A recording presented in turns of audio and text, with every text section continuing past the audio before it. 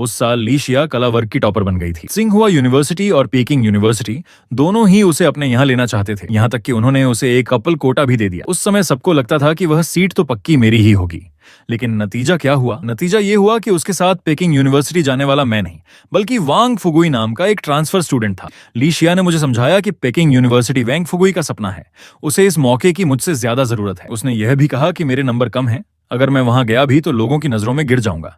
इसलिए उसने अपनी मर्जी से मेरा एडमिशन बीजिंग के एक फाइन आर्ट्स कॉलेज में करा दिया और मुझसे वादा किया कि जैसे ही मैं ग्रेजुएट हो जाऊंगा हम दोनों शादी कर लेंगे। लेकिन बाद में मैंने उसका इंतजार नहीं किया, बल्कि विदेश जाकर आगे की पढ़ाई करने का फैसला किया।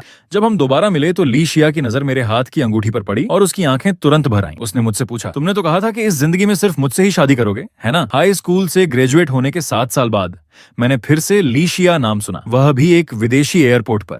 मेरे बगल में बैठी एक लड़की मुझे कई बार देख रही थी। आखिर उसने हिम्मत करके मेरा नाम पुकारा, जियांग बाई। मैंने अनजाने में सिर उठाया। सामने एक बिल्कुल अनजान चेहरा था। मैं उलझन में पड़ गया। जब उसने देखा कि मैंने प्रतिक्रिया दी तो वो बहुत खुश हो गई। सच में तुम ही हो? क्या तुम मुझे याद करते हो? मैं भी योंगचुआन वू मिडिल स्कूल की हूँ। योंगचुआन वू मिडिल स्कूल मेरा हाई स्कूल।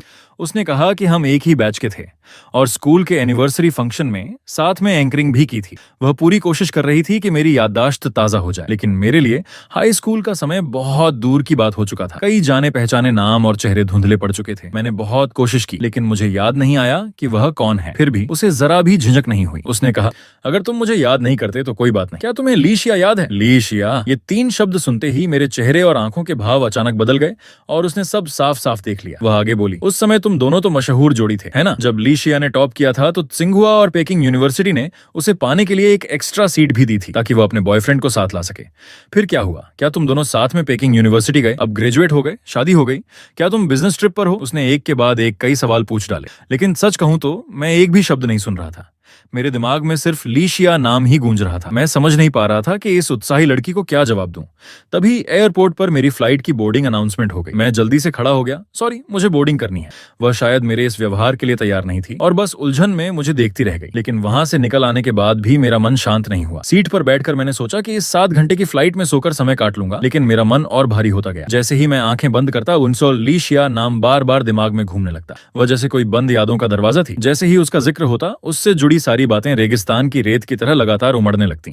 लीशिया मेरी बचपन की दोस्त और गर्लफ्रेंड थी और हमारे योंगचुआन वू मिडिल स्कूल के इतिहास की पहली जीनियस छात्रा भी। 3 साल के हाई स्कूल में उसने स्कूल के लिए 20 से ज्यादा अवार्ड जीते। 7 साल पहले की एग्जाम में उसने 731 अंक हासिल करके पूरे प्रांत में टॉप किया था। सिंघुआ और पेकिंग यूनिवर्सिटी दोनों ने उसी रात उसे अपने यहाँ लाने के लिए लोगों को भेज दिया। जैसा उस लड़की ने कहा था, उसे अपनी यूनिवर्सिटी चुनने के लिए लुभाने के लिए दोनों टॉप यूनिवर्सिटीज ने कई आकर्षक शर्तें रखी। यहाँ तक कि यह भी वादा किया कि लीशिया अपने साथ किसी एक व्यक्ति को भी एडमिशन दिला सकती है। उस साल लीशिया ने अभी तक कोई फैसला भी नहीं किया था और मुझे बधाई देने की बातें पहले ही हर जगह फैल चुकी थीं। आखिर पूरे स्कूल को पता था कि मैं और लीशिया बचपन के दोस्त हैं और हमारा रिश्ता बहुत अच्छा है। लेकिन अब उस लड़की के उत्साहित और ईर्ष्या भरे चेहरे को याद करते हुए मेरे दिल में सिर्फ एक हल्की सी हैरानी और व्यंग्य ही उठता है। आज तक भी कुछ लोगों को यह नहीं पता कि उस समय लीशिया के साथ यूनिवर्सिटी जाने वाला मैं नहीं था। 7 घंटे की फ्लाइट में से 6.5 घंटे मैं ऐसे ही खोया रहा जब तक विमान लैंड नहीं हुआ और मैंने एक फोन कॉल नहीं उठा लिया। मुझे मानना पड़ेगा कि लिन वानियू की सूझबूझ वाकई तेज है, लेकिन मैंने उसे बोर्डिंग से पहले हुई बात बताने का इरादा नहीं किया। बेकार में उसे भी परेशान करने का कोई मतलब नहीं था। कुछ नहीं, बस लंबी फ्लाइट में ज्यादा देर बैठने से थक गया हूं, तो तुम जल्दी होटल जाकर आराम करो, ठीक है? मैंने फोन रख दिया और होटल की शटल बस में बैठ गया। जेट लैग मेरी सोच से ज्यादा परेशान करने वाला निकला। शरीर तो इतना थका हुआ था कि जैसे टूट जाए, लेकिन जैसे ही आंखें बंद करता नींद गायब हो जाती। बड़ी मुश्किल से टाइम जोन ठीक किया ही था कि अचानक हाई स्कूल की रूममेट छिन शो का फोन आ गया। जियांग बाई, तुम देश वापस आ गए और बताया भी नहीं। उसकी आवाज में जबरदस्त उत्साह था। मुझे थोड़ा हैरानी हुई। तुम्हें कैसे पता? अरे, पुराने स्कूल के ग्रुप में देखा, वही पुराना क्यू ग्रुप। वह ग्रुप मैंने बहुत समय से खोला भी नहीं था।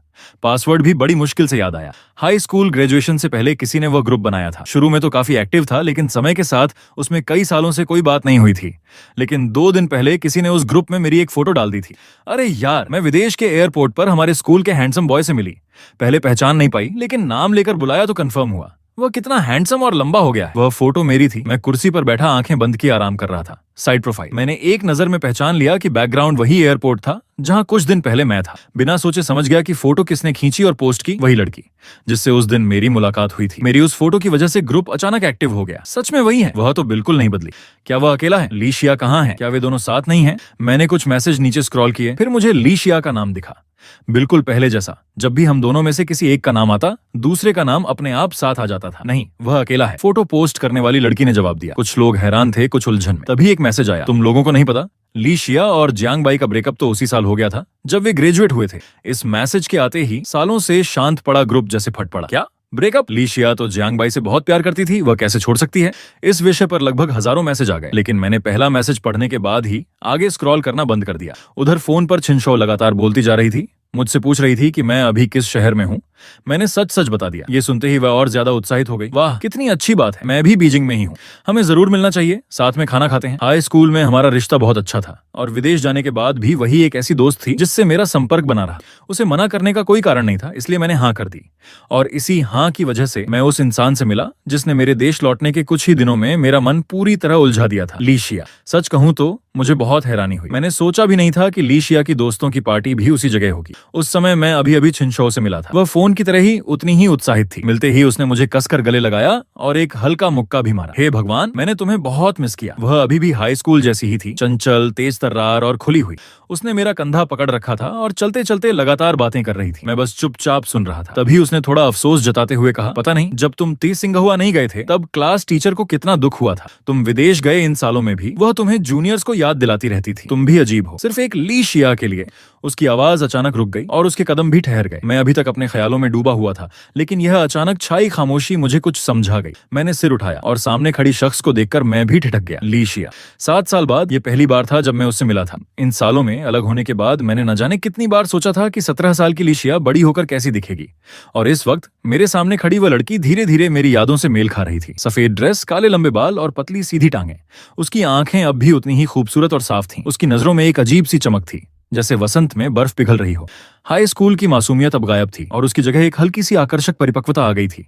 छिनशो ने मुझे देखा, फिर उसे देखा। जो गलियारा अभी तक खुला और सामान्य था, वह इस अचानक मुलाकात की वजह से एकदम सन्नाटे से भर गया। एक पल के लिए सब कुछ थम सा गया, जैसे वह जगह अचानक बहुत तंग हो गई हो। लेकिन जल्द ही किसी ने उस खामोशी को तोड़ दिया। शिया, सब लोग आ चुके हैं, बस तुम्हारा इंतजार कर रहे हैं। एक शांत और स्थिर पुरुष आवाज ली शिया के पीछे से आई। वह आदमी धीरे धीरे उसकी ओर बढ़ा, लेकिन जैसे ही उसने उसकी अजीब हालत देखी, उसके नजरों के पीछे पीछे उसने भी मेरी तरफ देखा। हमारी नजरें जैसे ही मिली, मैंने उसकी आंखों में साफ हैरानी देखी। फिर उसकी आंखें फैल गईं, होंठ हल्के कांपने लगे। जियांग बाई, उसकी आवाज में छिपी बेचैनी मैं साफ सुन सकता था। मुझे लगा उसे ऐसा करने की बिल्कुल जरूरत नहीं थी।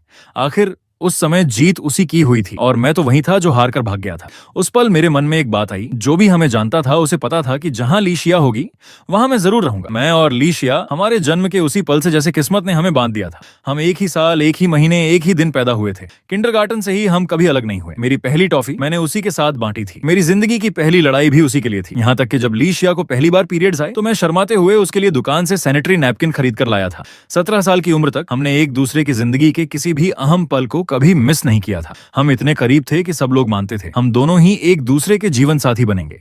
फिर हाई स्कूल के दूसरे साल की मिड टर्म परीक्षा के बाद ये एक साधारण सा ट्रांसफर स्टूडेंट था जिसने पूरे स्कूल में दूसरा स्थान हासिल कर लिया, और उसका स्कोर पहले स्थान पर रहने वाली ली शिया से सिर्फ 1 अंक कम था। अरे, ये तो लगभग तुम्हारी ली शिया को पकड़ ही लिया था। तब छिनशो लॉलीपॉप मुंह में दबाए रिजल्ट बोर्ड पर साथ साथ लिखे उन दोनों नामों को देखकर हैरान हो रही थी। मैंने उस समय इसे बिल्कुल गंभीरता से नहीं लिया। चिंता मत करो, शिया इतनी टैलेंटेड है, वह उसे कभी नहीं पकड़ पाएगा। बाद में मुझे समझ आया, पकड़ना का मतलब सिर्फ पढ़ाई में आगे निकलना नहीं था, और मैं पूरी तरह गलत था। मुझे नहीं पता कब से वांग फुगुई मेरे और ली शिया के बीच की बातचीत का एक अनिवार्य हिस्सा बन गया था। शायद इसलिए कि उसने वह मुश्किल गणित का सवाल हल किया था जो लंबे समय से ली शिया को परेशान कर रहा था, या इसलिए कि उसने पहली बार किसी परीक्षा में ली शिया को पीछे छोड़ दिया था, या फिर इसलिए कि दोनों ने पहली बार साथ में किसी प्रतियोगिता में हिस्सा लिया था।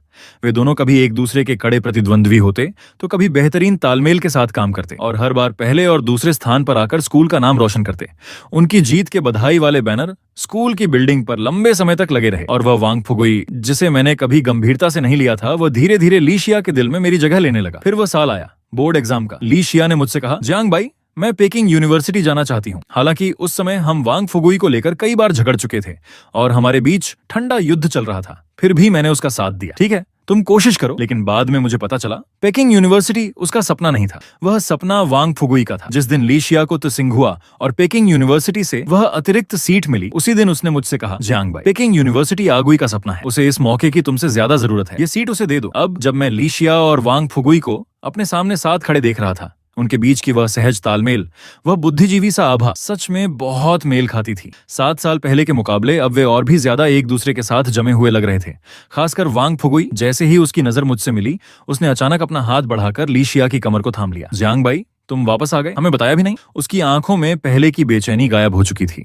उसकी जगह अब एक औपचारिकता और हल्का सा गर्व था जिससे मैं परिचित नहीं था। उसमें जैसे अपने अधिकार जताने की एक हल्की झलक भी थी। इन सालों में भले ही मैं विदेश में था, लेकिन पूरी तरह अनजान नहीं था। शुरुआती 2 सालों में ली शिया और वांग फुगुई के बारे में खबरें मुझे कभी कभी मिलती रहती थीं। वे दोनों साथ में पेकिंग यूनिवर्सिटी गए, एक ही मेजर और एक ही लैब में दाखिला लिया और हाई स्कूल की तरह ही अपनी सफलता जारी रखी। अपने क्षेत्र में भी उनका तालमेल उतना ही बेहतरीन बना रहा। वे लोग इतनी आसानी से अवार्ड जीतते थे कि जैसे यह उनके लिए आम बात हो, और उनकी जिंदगी भी बिल्कुल स्थिर और सफल चल रही थी। सब कहते थे कि दोनों एक दूसरे को गहराई से समझते हैं, जैसे एकदम परफेक्ट जोड़ी हो, भगवान की बनाई हुई। कभी लोग मेरे और ली शिया के बारे में भी यही कहते थे। लेकिन जैसे ही माहौल बदला, लोग बदले और मैं ली शिया के पास नहीं रहा, तो उसके साथ खड़े होने वाला भी कोई और बन गया। मुझे अनायास वांग फुगुई की वह बात याद आ गई। तुम बस अच्छे परिवार में पैदा हुए और किस्मत से ली शिया के साथ बड़े हुए हो, लेकिन अगर तुम्हें और मुझे एक ही शुरुआती लाइन पर खड़ा कर दिया जाए, तो उसके पास खड़ा होने वाला इंसान शायद तुम नहीं होगे। तब मैंने उसकी बात को बिल्कुल गंभीरता से नहीं लिया था, लेकिन अब लगता है वह सही था। छिनशोउ उन कुछ लोगों में से थी जिन्हें मेरे और ली शिया के ब्रेकअप की असली वजह पता थी। उसे ली शिया भी पसंद नहीं थी और वांग फुगुई भी नहीं। वह अचानक मेरे आगे आकर खड़ी हो गई और वांग फुगुई से बोली, तुम हो कौन? वह वापस आए या नहीं, इससे तुम्हारा क्या लेना देना? और अगर बताना भी होगा तो तुम्हें क्यों बताएं? वांग फुगुई का चेहरा तुरंत सख्त हो गया। वह थोड़ी घबराहट के साथ ली शिया की तरफ देखने लगा, जैसे उम्मीद कर रहा हो कि वह पहले की तरह उसका साथ देगी। लेकिन जब से हम मिले थे, ली शिया जैसे सुन्न हो गई थी।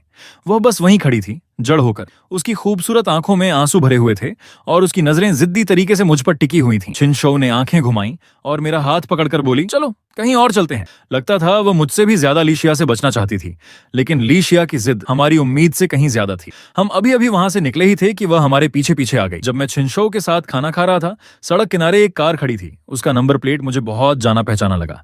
वह हमारी जन्मतिथि थी। मैंने एक नजर में पहचान लिया, वह उसी की कार थी।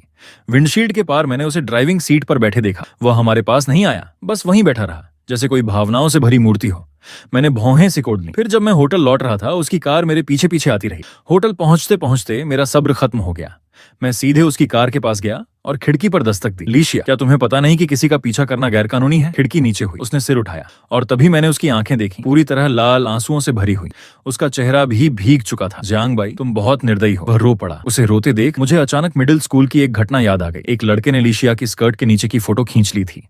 मैं गुस्से में उसके पास गया और उससे लड़ पड़ा। वो मेरी जिंदगी की पहली लड़ाई थी, कोई तकनीक नहीं, बस गुस्सा और ताकत। मैंने उसे इतना मारा कि वह अस्पताल पहुंच गया। उसके माता पिता स्कूल आए और मुझे सजा दिलवाना चाहते थे। टीचर ने मुझसे माफी मांगने को कहा, लेकिन मैं जिद पर अड़ा रहा। मैं माफी नहीं मांगूंगा। जो भी शिया को परेशान करेगा, मैं उसे छोड़ूंगा नहीं। उस दिन घर जाकर पापा ने मुझे इतनी मार लगाई कि मैं बिस्तर से उठ भी नहीं पा रहा था। ली शिया मुझे देखने आई। जैसे ही उसने मेरी हालत देखी, उसकी आंखों से आंसू बहने लगे। मैं खुद दर्द से कांप रहा था, लेकिन फिर भी उसके आंसू पोंछते हुए उसे दिलासा दे रहा था। तुम क्यों रो रही हो? मुझे दर्द नहीं हो रहा। हालांकि सच ये था कि मेरा पूरा शरीर दर्द से थरथरा रहा था, लेकिन उसे रोते देखकर मेरा दिल उससे भी ज्यादा दुख रहा था। और अब वही ली शिया सिर थोड़ा उठाए मेरे सामने खड़ी थी और फिर रो रही थी।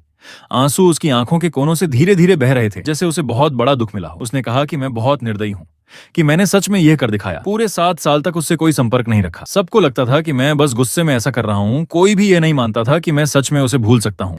ली शिया खुद भी इस बात पर विश्वास नहीं करता था। वह मेरे पास आया था, कहा था कि वो मेरी कॉलेज चॉइस में मदद करेगा। मैंने तुम्हारे लिए बीजिंग की कई आर्ट यूनिवर्सिटीज चुनी है, तुम नाराज मत हो, हम फिर भी साथ रह सकते हैं। तब तक वह सीट वांग फुगुई को दे चुका था।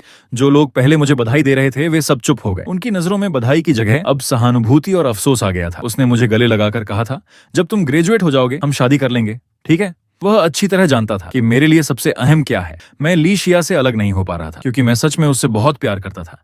इतना कि मैंने ये मान लिया था कि इस जिंदगी में मैं सिर्फ उसी से प्यार करूंगा। मैंने सोचा था कि मैं उसे पूरी जिंदगी बचाकर रखूंगा। 18 साल पहले भी यही सोचा था और 18 साल बाद भी। लेकिन अब समझ आया, बचपन का प्यार हमेशा पूरी जिंदगी नहीं चलता।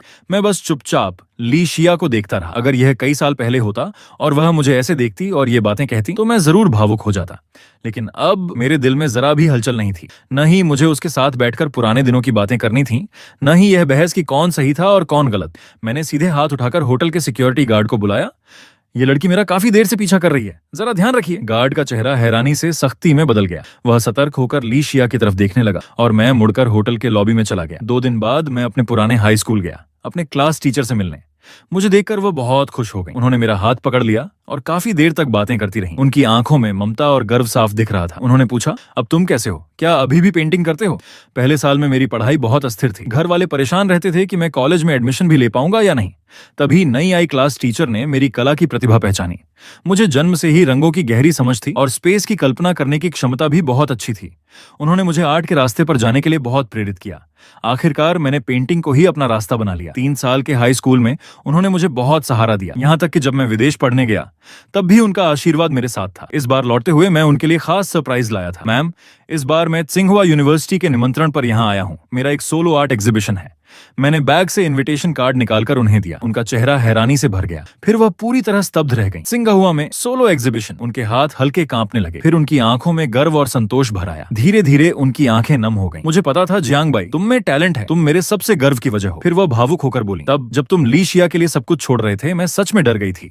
उनकी बात सुनकर मेरा दिल भी भर आया। उन्होंने आंसू पोंछते हुए कहा, जब तुमने central academy of fine arts और त्सिंघुआ छोड़ दिया था तब मैं बहुत चिंतित थी, लेकिन अब सब ठीक है। उनकी आंखों से आंसू रुक ही नहीं रहे थे। मेरी आंखें भी नम हो गईं। आप हमेशा मेरी गुरु रहेंगी। हम दोनों काफी देर तक बातें करते रहे। उन्होंने वादा किया कि एग्जीबिशन वाले दिन वह जरूर आएंगी। जाने से पहले वह फिर बोली, जियांग बाई, तुम्हारी पेंटिंग स्टाइल में अब पहले से ज्यादा उजले रंग आ गए हैं। मैं उनकी बात समझ गया। मैं हल्का सा मुस्कुराया। मैम, जैसा आप सोच रही हैं वैसा ही है। उन्होंने धीरे से सिर हिलाया, जैसे कई साल पहले। उसी तरह स्नेह और संतोष के साथ। मुबारक हो और तुम्हें ढेर सारी शुभकामनाएं। टीचर से मिलकर मैं होटल लौट आया। वही सिक्योरिटी गार्ड मुझे देखते ही पास आ गया। सर, आपकी वह दोस्त फिर से आई है। दोस्त? मैंने उसकी नजरों का पीछा किया और सच में बाहर फिर से लिशिया की कार खड़ी थी। इस बार मेरा माथा पहले से भी ज्यादा सिकुड़ गया। गार्ड ने बेबसी से कहा, ये मैडम पिछले 2 दिनों से रोज आ रही हैं। कुछ नहीं कहती, बस यहीं खड़ी रहती हैं। हमने पूछा भी तो इन्होंने आप दोनों की पुरानी फोटो दिखा दी कि ये कोई अजनबी नहीं है। हमने 2 दिन तक देखा, लेकिन इन्होंने कुछ भी गलत नहीं किया। ना आपसे बात करती हैं, ना पास आती हैं, बस हर रात यहाँ इंतजार करती हैं। दिन में शायद अपने कॉलेज या लैब चली जाती हैं। फिर उसने हिचकिचाते हुए पूछा, सर, क्या आप दोनों का झगड़ा हुआ है? मैंने सिर हिला दिया। नहीं, हम एक दूसरे को जानते भी नहीं। गार्ड थोड़ा चौंक गया, लेकिन वह कई दिनों से आपका इंतजार कर रही है और आज उनकी हालत भी ठीक नहीं लग रही। मैं कुछ पल के लिए रुक गया, फिर बाहर देखा और हमारी नजरें मिल गईं। सच में आज उसका चेहरा पहले से ज्यादा पीला और थका हुआ लग रहा था। इन दिनों तापमान भी काफी ज्यादा था। गार्ड को भी डर था कि कहीं उसे कुछ हो न जाए। सर, क्या पुलिस को बुला लें? मैंने सिर हिलाने ही वाला था कि तभी एक कार आकर रुकी। उसमें से उतरने वाला इंसान वांग फुगुई था। वह जल्दी जल्दी ली शिया की तरफ भागा, कार का दरवाजा खोला और उससे कुछ कहा। फिर उसकी नजर मेरी तरफ पड़ी। उसकी आंखों में गुस्सा और नाराजगी साफ दिख रही थी। मैंने नजरें हटा ली। अब जरूरत नहीं, उसे ले जाने वाला आ गया है। मैंने ली शिया की बात को ज्यादा अहमियत नहीं दी और अपने काम में लग गया। इतने साल बीत चुके थे, अब उन बातों को दोहराने का कोई मतलब नहीं था। इस बार देश लौटने का मेरा असली मकसद सिर्फ अपनी पेंटिंग एग्जीबिशन था। ये मेरी पहली घरेलू प्रदर्शनी थी और मैं नहीं चाहता था कि इसमें कोई भी गलती हो। इसलिए इसके खत्म होने से पहले मैं किसी और बात में अपनी ऊर्जा खर्च नहीं करना चाहता था। लेकिन मैंने सच में नहीं सोचा था कि ली शिया से मेरी मुलाकात की कहानी यहीं खत्म नहीं होगी। ली शिया बीमार पड़ गई। इन सालों में वह अपने विश्वविद्यालय में काफी मशहूर रही थी, इसलिए उसके अचानक बीमार पड़ने की खबर फैलते देर नहीं लगी। लोग पूछने लगे कि आखिर हुआ क्या है, और जैसा अक्सर होता है, बातें फैलते फैलते आखिर मेरे तक भी आ गईं। किसी ने न जाने कहां से यह अफवाह उड़ा दी कि ली शिया की बीमारी की वजह मैं हूं। हाय, ली शिया तो बहुत बेचारी है। हर बार जियांग बाई के कारण ही चोट खाती है। अरे, उनका प्यार तो बहुत गहरा था। याद है, जियांग बाई उसके लिए लड़ाई तक कर बैठा था। इतने साल बाद भी ली शिया अभी तक उसे भूल नहीं पाई। जब वह विदेश गया था तब ली शिया इतना रोई थी कि हालत खराब हो गई थी। अब देखो, वह वापस आया तो कई रातों तक उसके पास बैठी रही, जैसे डर हो कि वह फिर से चला जाएगा। काफी समय से शांत पड़ा एलुमनाई ग्रुप फिर से सक्रिय हो गया था। सब लोग जैसे किसी ड्रामा सीरीज को फॉलो कर रहे हो। हर दिन कोई ना कोई नया खुलासा सामने आ जाता। कोई हमारे पुराने रिश्ते की बातें करता तो कोई मेरे विदेश जाने के बाद ली शिया की हालत का जिक्र करता और अंत में कोई ना कोई जरूर पूछ देता, तो जियांग बाई इस बार वापस क्यों आया है? क्या वह ली शिया के लिए आया है? जब तक ये सारी बातें मेरे कानों तक पहुंची, मेरी एग्जीबिशन की तैयारी लगभग पूरी हो चुकी थी। इसी दौरान मुझे लिन वान्यू का फोन आया। उसने हमेशा की तरह तैयारी के बारे में पूछा। जब मैंने कहा कि सब ठीक चल रहा है तो उसकी आवाज में हल्की माफी झलकने लगी। सॉरी, इस बार मैं तुम्हारे साथ नहीं आ पाई। मैंने उसकी आवाज में उदासी साफ महसूस की। हल्की मुस्कान के साथ मैंने कहा, अरे मिसेस जियांग, हम सिर्फ आधे महीने के लिए अलग हुए हैं, लेकिन आधा महीना भी बहुत होता है। उसने थोड़े नखरे के साथ कहा, मुझे तुम्हारी बहुत याद आ रही है। हम कभी इतने लंबे समय के लिए अलग नहीं हुए। ये सच था। मैं विदेश में एग्जीबिशन करता था, तब भी वह किसी न किसी तरह समय निकालकर मेरे साथ आ जाती थी। लेकिन इस बार दूरी ज्यादा थी और उसका काम भी व्यस्त था, इसलिए मैं अकेला ही आया था।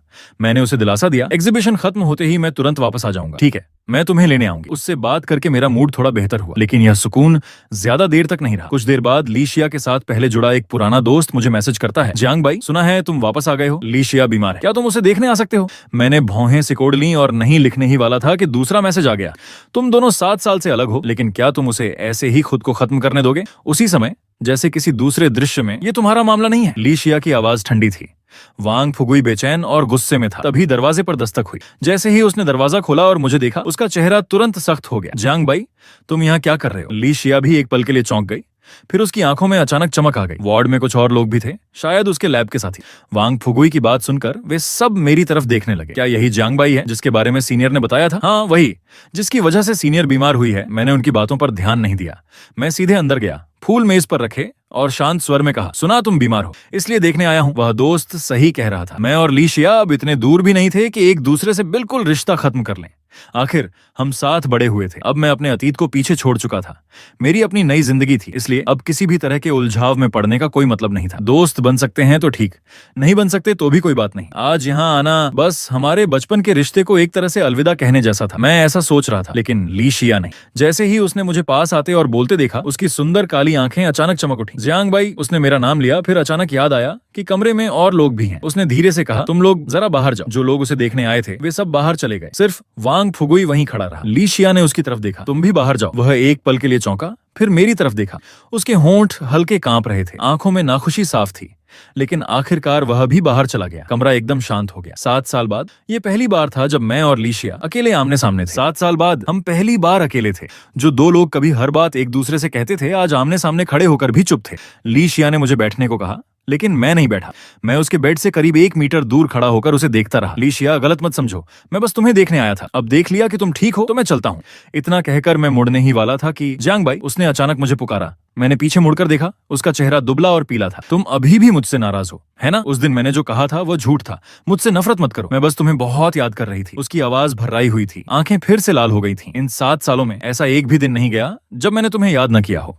तुम्हें नहीं पता, जब मुझे पता चला कि तुम वापस आ गए हो, मैं कितनी खुश थी। वह कहती रही कि एलुमनाई ग्रुप में डली मेरी वह एयरपोर्ट वाली फोटो उसने बार बार देखी, झूम करके, फिर छोटा करके, यहाँ तक कि यकीन होने के बाद भी उसके हाथ उत्साह से कांप रहे थे। उस दिन जब मैंने तुम्हें सच में देखा, तब जाकर मेरा दिल शांत हुआ। उसके पास बहुत कुछ कहने को था। वह मेरे होटल के बाहर इसलिए खड़ी रहती थी ताकि बार बार यह यकीन कर सके कि मैं सच में वापस आ गया हूँ।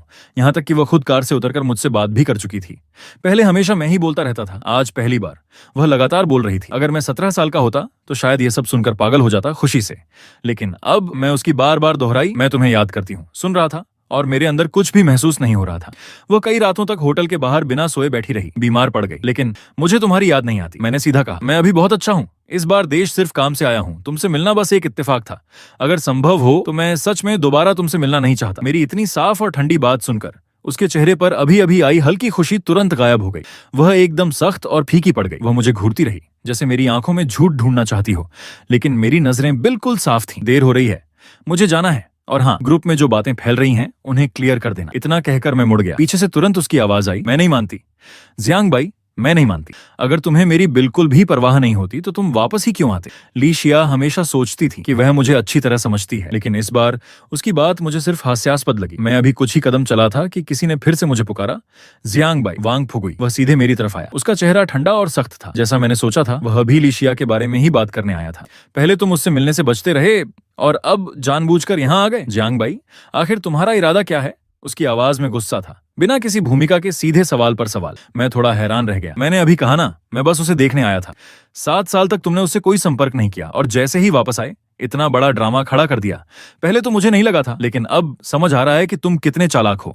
उसका लहजा ठंडा था और आंखों में कोई नरमी नहीं थी। मुझे समझ आ गया, वह भी ग्रुप में चल रही बातों को देख चुकी थी। हाई स्कूल के समय का वांग फुगुई और आज का वांग फुगुई जैसे दो अलग लोग थे। तब वह बहुत चुप रहने वाला था। सिर्फ ली शिया के साथ पढ़ाई या प्रतियोगिता की बातें करते समय ही वह खुलकर बोलता था और तब उसमें एक अलग आत्मविश्वास दिखता था। लोग कहते थे उसका यह फर्क ही उसकी खासियत है, लेकिन मुझे हमेशा उसमें कुछ अजीब लगता था। जब उसे पता चला कि मैं आर्ट स्टूडेंट हूँ तो वह अक्सर ली शिया के सामने मुझसे एक ही तरह के सवाल पूछता था। शुरू में मुझे लगा वह बस जिज्ञासु है, इसलिए मैंने धैर्य से समझाया, लेकिन फिर उसने कहा, तुम लोग कितने भाग्यशाली हो, आर्ट स्टूडेंट्स को तो बस थोड़े से नंबर चाहिए होते हैं यूनिवर्सिटी में जाने के लिए, हम लोगों की तरह नहीं। उसकी बातों में एक गलतफहमी थी, इसलिए मैंने समझाया, ऐसा नहीं है, हमें भी बहुत मेहनत करनी पड़ती है। फिर भी तुम्हारे पास तो आर्ट स्टूडेंट वाला रास्ता है। बहुत से साधारण परिवारों के बच्चे तो आर्ट क्लास का खर्च भी नहीं उठा सकते, उन्हें बस पढ़ाई ही करनी पड़ती है। ऐसा भी नहीं है, मैंने कहा। देखो शिया को, वह आर्ट में नहीं गई, फिर भी कितनी शानदार है। वांग फुगुई ने पलटकर कहा, लेकिन बहुत से अमीर घरों के बच्चे तो सीधे आर्ट पढ़ने चले जाते हैं, फिर विदेश जाकर डिग्री ले आते हैं, तुम्हारी तरह, है ना? उस समय मुझे समझ ही नहीं आया कि वह कहना क्या चाहता है। बस इतना महसूस हुआ कि यह बातचीत मुझे अंदर तक असहज कर रही है। मैंने कभी विदेश जाने के बारे में सोचा ही नहीं था। मैं और लीशिया हमने तो पहले ही तय कर लिया था कि हम साथ में यूनिवर्सिटी जाएंगे, और हमारे क्लास टीचर भी कहते थे कि मुझ में टैलेंट है और अगर मैं स्थिर रहूं तो किसी बड़े आर्ट कॉलेज में एडमिशन मिलना मुश्किल नहीं।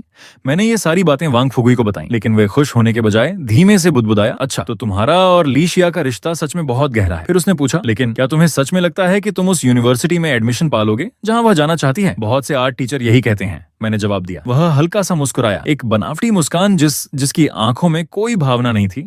नहीं तो तुम जैसे आर्ट स्टूडेंट्स में मेहनत करने की प्रेरणा कहां से आएगी? जैसे कमजोर स्टूडेंट्स को भी तो मोटिवेशन चाहिए होता है। तब मैं समझ नहीं पाया था कि उसे आर्ट स्टूडेंट से इतनी समस्या क्यों है। बाद में समझ आया, उसे आर्ट से नहीं मुझसे दिक्कत थी। वह पूर्वाग्रह धीरे धीरे झर बन गया, जैसे कोई सांप अंधेरे में छिपकर मौका देख रहा हो सही समय पर वार करने के लिए, और इस सब की जड़ लीशिया थी। अब वह मेरे सामने खड़ा था, गुस्से से भरा हुआ। जब तुम चले गए थे तो वापस क्यों आए? इन 7 सालों में शिया ने क्या झेला है तुम्हें पता भी है? उसकी आवाज में आरोप और दर्द दोनों थे। तुम्हारे जाने के बाद वह जैसे एक खाली खोल बन गई थी। एक बार लैब में एक्सीडेंट हुआ, वह बुरी तरह घायल हो गई। 3 दिन तक आईसीयू में रही, बेहोशी में भी तुम्हारा नाम लेती रही। आखिर में मैं ही था जो उसके पास बैठा रहा, उसे पुकारता रहा और उसे होश में लाया। सबसे मुश्किल समय में मैं उसके साथ था। फिर तुम लौट कर आते हो और एक झटके में उसे फिर से अपने वश में कर लेते हो।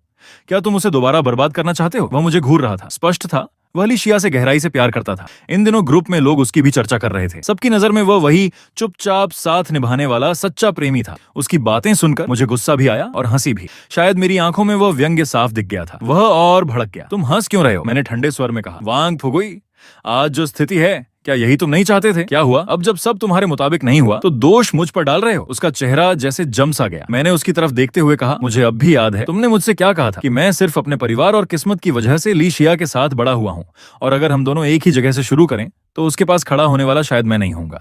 मैंने हाई स्कूल के आखिरी साल में जाना था कि वांग फुगुई लीशिया को पसंद करता है। एक दिन लीशिया की नोटबुक खो गई थी। कोई बड़ी बात नहीं थी, लेकिन उसमें उसने बार बार लिखा था, लीशिया हमेशा जियांग बाई के साथ रहेगी। वह नोटबुक मुझे बाद में वांग फुगुई के पास मिली। सब कुछ वैसा ही था, बस एक चीज बदली थी। मेरे नाम को बेरहमी से काट दिया गया था और उसकी जगह उसका अपना नाम लिख दिया गया था। जब मैंने उसे पकड़ लिया तो उसने अपने मन की बात छिपाना बंद कर दिया। उसने कहा, बस मुझे थोड़ा समय मिल जाए, अगर मैं लीशिया के साथ रहूं तो वह मुझे भी पसंद करने लगेगी। वह पहले से ही योजना बना चुका था कि वह उसी यूनिवर्सिटी में एडमिशन लेगा जहां लीशिया जाएगी। लेकिन हमारे एग्जाम से 3 महीने पहले वांग फुगुई का पैर टूट गया। आज तक मुझे नहीं पता यह हादसा था या जानबूझकर किया गया, लेकिन उसके बाद लीशिया उसकी पढ़ाई को लेकर इतना चिंतित रहने लगी कि उसे बार बार पढ़ाने लगी। हर रात जब वह मैसेज करके रोती थी कि शायद वह एग्जाम में अच्छा नहीं कर पाएगी, लीशिया पूरी रात उसके साथ जागकर उसे समझाती और दिलासा देती। आखिरकार एग्जाम का रिजल्ट आया और वांग फुगुई सिर्फ 1 नंबर से पेकिंग यूनिवर्सिटी में एडमिशन से चूक गया। वह पूरी तरह टूट गया था। सब लोग उसके लिए अफसोस जता रहे थे, सबसे ज्यादा लीशिया। और उसी रात लीशिया ने मुझसे वह बात कही, जियांग बाई, वांग फुगुई को इस मौके की तुमसे ज्यादा जरूरत है। मैंने लीशिया से उस समय भी इस पूरे मामले की अजीब बातों के बारे में कहा था, लेकिन तब उसके दिल और दिमाग में सिर्फ वांग फुगुई ही था। यहाँ तक कि उसने मेरे सामने यह भी कह दिया, तुम्हारे नंबर इतने अच्छे नहीं है, वहां जाओगे तो लोग तुम्हें ही नीचा दिखाएंगे। मैं और लीशिया बचपन से साथ बड़े हुए थे। उसने मुझसे पहले कभी इस तरह बात नहीं की थी। उसी पल मुझे समझ आ गया, वांग फुगुई जीत चुका था। मैंने विदेश जाने का फैसला किया और कसम खाई कि लीशिया से अपना रिश्ता पूरी तरह खत्म कर दूंगा। और एक बात कि मेरा चयन त्सिंगहुआ यूनिवर्सिटी में हो गया था, ये मैंने किसी को नहीं बताया। वांग फुगुई गुस्से में बोला, तो हम गलत थे? वह सीट तुम्हें देना तो वैसे भी बेकार था। अब तुम वापस आए हो मुझे दिखाने के लिए, ये देखने के लिए कि लीशिया तुम्हें भूल नहीं पाई। मैंने देखा, न सिर्फ वह बल्कि बहुत से लोग मेरी वापसी का मतलब गलत समझ रहे थे। मैंने कोई सफाई नहीं दी क्योंकि सच खुद सामने आने वाला था। उसी रात हमारे क्लास टीचर ने सोशल मीडिया पर एक पोस्ट डाली। किसी ने उसका स्क्रीनशॉट ग्रुप में डाल दिया और तुरंत हंगामा मच गया। उस पोस्ट में लिखा था, मेरे छात्र को बधाई, 7 साल पहले जब तुमने त्सिंगहुआ यूनिवर्सिटी छोड़ दिया था मुझे बहुत अफसोस हुआ था। आज तुम कला जगत के उभरते सितारे के रूप में फिर से वहीं आमंत्रित हुए हो, मुझे तुम पर गर्व है। साथ में मेरा इनविटेशन कार्ड और एग्जीबिशन पोस्टर भी था। ओह, तो वह इसीलिए वापस आया है, उसे त्सिंगहुआ ने बुलाया है। वाह, कितना बड़ा काम कर गया। मुझे तो याद है वह हाई स्कूल में आर्ट पढ़ता था। अरे, किसी ने तो कहा था कि वह पढ़ाई में कमजोर था इसलिए आर्ट में गया। फिर अब ये सब क्या है? क्या उसने खुद त्सिंगहुआ छोड़ा था? बस एक स्क्रीनशॉट और लोगों ने मेरी पूरी कहानी खंगालनी शुरू कर दी। इंटरनेट पर मेरा नाम सर्च होने लगा, सच सामने आने लगा। ये सच है, जियांग बाई दुनिया के टॉप आर्ट स्कूल से ग्रेजुएट है। 2 साल पहले उसकी एक पेंटिंग करोड़ों में बिकी थी। सोशल मीडिया पर उसके लाखों फॉलोअर्स हैं। कई आर्ट मैगजीन में उसके बारे में लिखा गया है। फिर एक पुराने आर्ट स्टूडेंट ने ग्रुप में लिखा, तुम लोग नहीं जानते, हमारी बैच में जियांग बाई सबसे टैलेंटेड आर्ट स्टूडेंट था। 4 बड़े आर्ट कॉलेज के एग्जाम उसने पास किए थे और उसका बोर्ड एग्जाम स्कोर भी इतना था कि वह आसानी से त्सिंगहुआ यूनिवर्सिटी जा सकता था। तब लोगों को समझ आया, लीशिया को उस समय सिर्फ इतना पता था कि मेरे नंबर अच्छे हैं, लेकिन यह नहीं कि मैं उसके साथ उसी यूनिवर्सिटी में खड़ा हो सकता था। जब वांग फुगुई ने यह सब देखा उसका चेहरा बिल्कुल पीला पड़ गया। सुना था उसने अपने पुराने टीचर से भी जाकर पूछा, जिसे वह कभी कमजोर समझता था। वह किसी और ही दुनिया में चमक रहा था। उसके बाद वह कई दिनों तक बिल्कुल शांत हो गया। शिनशाओ ने मुझसे कहा, पहले तो वांग फुगुई बहुत एक्टिव रहता था सोशल मीडिया पर। हर थोड़े दिन में ली शिया के साथ फोटो डालता था। शायद उसने तुम्हारे बारे में ताना भी मारा था कि तुम कॉलेज तक नहीं पहुंच पाए। मैंने बस सिर हिला दिया। पता नहीं, भूल गया। मेरी एग्जीबिशन शुरू हुए 2 दिन हो चुके थे। शिनशाओ ने मेरे लिए फूल भेजे और मुझे शुभकामनाएं दी। फिर उसने पूछा, जियांग भाई, ली शिया तुमसे मिलने नहीं आई? मैं जवाब देने ही वाला था कि लो, बात करते ही आ गई। ली शिया आ चुकी थी। मैंने उसे एग्जीबिशन हॉल के बाहर देखा। पिछली बार से भी ज्यादा दुबली, चेहरा बिल्कुल पीला। वह मेरे पोस्टर के सामने खड़ी थी, बिल्कुल स्थिर, जैसे कोई सूखी हुई मूर्ति। इतनी देर तक खड़ी रही कि स्टाफ का भी ध्यान उस पर गया। शिनशाओ ने पूछा, ये अंदर क्यों नहीं जा रही? मैंने हल्के स्वर में कहा, शायद उसे मेरी पेंटिंग्स पसंद नहीं है, क्योंकि बहुत समय पहले ली शिया ने मेरी पेंटिंग्स में दिलचस्पी लेना बंद कर दिया था। उसे नहीं पता था कौन सी पेंटिंग बेहतर हुई, कौन सी अवार्ड जीत कर आई, और यह भी नहीं कि मैं उसके साथ उसी यूनिवर्सिटी में जाने के लिए कभी पूरी ताकत से मेहनत कर रहा था। 1 हफ्ते बाद एग्जीबिशन सफलतापूर्वक खत्म हो गई। टीचर की पोस्ट की वजह से उन दिनों कई पुराने दोस्त मुझसे मिलने आए। आखिरी दिन किसी ने मुझे मैसेज किया, जियांग भाई, एग्जीबिशन खत्म हो गई, अब वापस जा रहे हो? हाँ, परसों फ्लाइट है। फिर वापस आओगे? देखेंगे तो कल साथ में डिनर करते हैं। पता नहीं फिर मिलना हो या नहीं। उसकी बात में एक अजीब सी उदासी थी। मैंने थोड़ा सोचा और मान गया। अगले दिन मैं डिनर के लिए पहुंचा, लेकिन जैसे ही कमरे में दाखिल हुआ, मैंने न सिर्फ कुछ पुराने दोस्तों को देखा, बल्कि वांग फुगुई भी वहां था। मैंने अनजाने में भौहें सिकोड़ ली। ये पार्टी ली शिया की करीबी दोस्त ने रखी थी। मुझे देखते ही वह मुस्कुराते हुए बोली, जियांग भाई, इतने सालों बाद तुम बिल्कुल पहले जैसे ही लगते हो। सब लोग बातें करने लगे और मेरी एग्जीबिशन के बहाने माहौल धीरे धीरे गर्म होने लगा। आगे जारी बात धीरे धीरे खुल गई। सिर्फ शिष्टाचार और बचपन की थोड़ी सी दोस्ती का ख्याल रखते हुए मैंने उनके कुछ सवालों के जवाब दिए और पूरी कोशिश की कि वांग फुगुई को नजरअंदाज कर दूं। लेकिन जल्द ही मुझे एहसास हुआ वे बार बार जानबूझकर या अनजाने में बात को ली शिया की तरफ मोड़ रहे थे। मुझे कुछ गड़बड़ लगा। मैंने सीधे उन्हें रोक दिया। जो कहना है साफ साफ कहो। सब एक पल के लिए चुप हो गए। फिर किसी ने कहा, जियांग भाई, क्या तुम जाकर शिया से मिल सकते हो? ली शिया, अब क्या हुआ उसे? उनकी टुकड़ों में दी गई बातों से मुझे पता चला, उस दिन मेरी एग्जीबिशन से लौटने के बाद ली शिया बिल्कुल टूट गई थी। न उसने लैब का काम किया, न घर से बाहर निकली। उसकी हालत बिल्कुल वैसी थी जैसी मेरी थी जब मैं पहली बार विदेश गया था। एक दोस्त ने गंभीर स्वर में कहा, हमें पता है तुम अब भी पुराने मामलों से नाराज हो, लेकिन हम सब बचपन से साथ हैं। तुम्हारा और ली शिया का रिश्ता इतना अच्छा था। अब तुम दोनों को इस हालत में देखकर हमें भी बुरा लगता है। वह वही थी जिसने पहले मुझे अस्पताल जाकर ली शिया से मिलने को कहा था, लेकिन बार बार एक ही बात सुनकर मैं थक चुका था। मैंने उसे बीच में ही रोक दिया। मैं नाराज नहीं हूँ। मैंने सबकी तरफ देखकर कहा, कोई 7 साल तक किसी से सच में नाराज नहीं रहता। मुझे ली शिया से अब कोई लगाव नहीं है। तुम लोग गलत इंसान के पास आए हो। अब से उसके बारे में मुझसे कुछ मत कहना। मैं उठकर जाने ही वाला था कि अब तक चुप बैठे वांग फुगुई अचानक भड़क गया। जियांग भाई, क्या तुम इतने निर्दयी हो सकते हो? तुमने उसे 7 साल तक तड़पाया। क्या वह कम है? क्या तुम चाहते हो कि वह मर जाए तब तुम्हें फर्क पड़े? उसकी आवाज इतनी तेज थी कि मैं भी एक पल को चौंक गया। मैंने चारों तरफ देखा, सब चुप थे और उसी पल मुझे सब समझ आ गया। मैं यहाँ आया था सिर्फ पुरानी यादों के लिहाज से, लेकिन ये लोग इन 7 सालों में पूरी तरह ली शिया और वांग फुगुई की तरफ खड़े हो चुके थे। किसी ने फिर समझाने की कोशिश की, जियांग भाई, हमारा कोई गलत इरादा नहीं है, बस हम शिया को इस हालत में नहीं देख सकते। अगर कोई और तरीका होता तो हम तुम्हें नहीं बुलाते। तुम जानते हो इन 7 सालों में उसने कैसे दिन बिताए हैं। अगर आगुई उसके साथ नहीं होता तो शायद वह टूट जाती। वह सच में तुमसे प्यार करती है। इतने सालों से वह तुम्हारा इंतजार कर रही है। उनकी बातें बिल्कुल वैसी ही थीं जैसी पिछले दिनों ग्रुप में चल रही थीं। वांग फुगुई की आंखें लाल हो चुकी थीं। वह मुझे देख रहा था। उसकी आंखों में शिकायत, गुस्सा और कहीं ना कहीं एक विनती भी थी। फिर उसने कहा, जियांग भाई, अगर तुम्हें ली शिया की परवाह नहीं है तो मुझे है। ठीक है, तुम जीत गए। मैं हार मानता हूँ। मैं तुमसे हाथ जोड़कर कहता हूँ, बस जाकर उसे समझा दो। आज के बाद मैं कभी तुम दोनों के बीच नहीं आऊंगा। उनकी आवाजें मेरे सिर में गूंज रही थीं। हर तरफ बस एक ही नाम, ली शिया। उसी समय मेरे फोन पर एक मैसेज आया, लिन वान्यू का। सिर्फ कुछ शब्द, पति जल्दी घर आना, साथ में उसकी एक सेल्फी। उस पल मुझे ये सब कुछ थोड़ा व्यंग्यपूर्ण लगा, लेकिन हंसने का वक्त नहीं था। मैंने ठंडे चेहरे से सबकी तरफ देखा और 3 शब्द कहे, मैं नहीं जाऊंगा। क्यों? मैंने सीधा जवाब दिया, क्योंकि मेरी शादी हो चुकी है। पूरा कमरा एकदम खामोश हो गया। ऐसी खामोशी जिसमें सुई गिरने की आवाज भी सुनाई दे। सबके चेहरे जम गए हैरानी से और फिर एक अजीब सी जटिल भावना में बदल गए। तभी किसी ने मेरे पीछे देखा और कहा, शिया। मैं मुड़ा और मेरी नजर सीधे ली शिया की आंखों से टकराई। वह बिल्कुल पीली पड़ चुकी थी। ऐसा लग रहा था जैसे अभी गिर जाएगी। 2 साल पहले मेरी शादी हो चुकी है। ये बात बहुत कम लोगों को पता थी। एक तो मैं विदेश में था और दूसरा मेरी पत्नी लिन वान्यू की पहचान खास थी, इसलिए इसे सार्वजनिक करना आसान नहीं था। लेकिन अगर कोई सच में तलाश करता तो इंटरनेट पर कुछ सुराग मिल ही जाते। वैसे भी मैं इस बार सिर्फ आधे महीने के लिए देश लौटा था। कुछ जरूरी लोगों से मिलना था बस। मैंने कभी नहीं सोचा था कि ये बात यहाँ तक पहुंचेगी। जो लोग मुझे ली शिया को एक मौका देने को कह रहे थे, अब सब चुप थे। आखिरकार कमरे में शांति लौट आई। सिर्फ ली शिया, उसकी नजरें कील की तरह मेरे हाथ पर टिकी थीं। मेरी उंगली पर एक हल्का सा निशान था, अंगूठी का। पहले उसने कभी ध्यान नहीं दिया था। इस बार मैंने उसे निराश नहीं किया। मैंने सीधे बैग से अंगूठी निकाली और उसके सामने पहन ली। जैसे ही वह निशान अंगूठी से ढका, ली शिया की आंखों से आंसू बह निकले। क्यों क्यों? वो बार बार यही कह रही थी, तुमने कहा था तुम सिर्फ मुझसे ही शादी करोगे। उसने सिर उठाकर मेरी तरफ देखा। आंखें पूरी तरह आंसुओं से भरी हुई थीं। तुम झूठ बोल रहे हो। है ना जियांग बाई, कुछ तो बोलो। उसकी हालत सच में दया के लायक थी, लेकिन कोई कुछ नहीं बोला, मैं भी नहीं। हाँ, मैंने वो बात कभी कही थी, लेकिन वह सिर्फ बचपन की एक मासूम बात थी। ठीक वैसे ही जैसे उसने 17 साल की उम्र में अपनी कॉपी में लिखा था, ली शिया हमेशा जियांग बाई से प्यार करेगी, हमेशा उसके साथ रहेगी। वह खुद उस वादे को निभा नहीं पाई तो मुझसे कैसे उम्मीद कर सकती है। ली शिया फूट फूट कर रो रही थी। उसका दुबला पतला शरीर बुरी तरह कांप रहा था। पता ही नहीं चला कब कमरे के बाकी लोग चले गए। अब वहां सिर्फ हम दोनों थे। उसने अचानक मेरे कपड़ों का कोना पकड़ लिया, खुद को संभाल नहीं पाई, लड़खड़ाई और मेरे सामने घुटनों के बल गिर गई। जियांग बाई, मुझे पछतावा है, मुझे सच में बहुत पछतावा है।